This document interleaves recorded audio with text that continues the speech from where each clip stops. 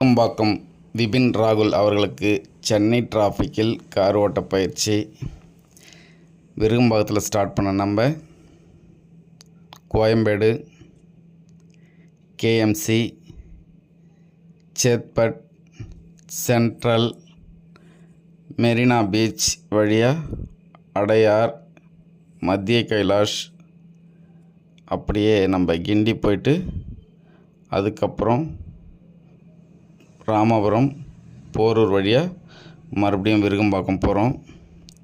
இவ்வளோ தூரத்தையும் அழகாக பயப்படாமல் பதட்டம் இல்லாமல் டிராஃபிக்கில் ரொம்ப சூப்பராக ஓட்டியிருந்தார்.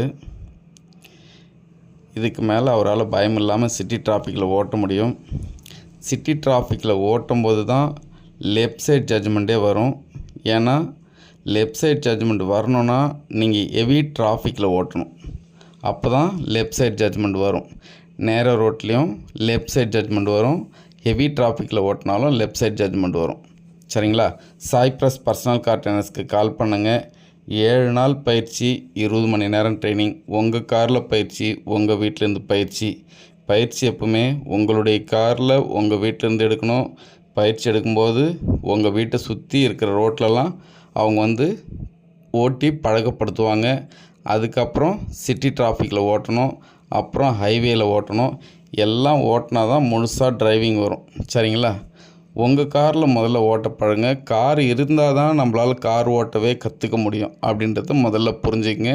கார் இல்லாமல் உங்களால் முழுசாக கார் ஓட்ட கற்றுக்கவே முடியாது. நன்றி மக்களே.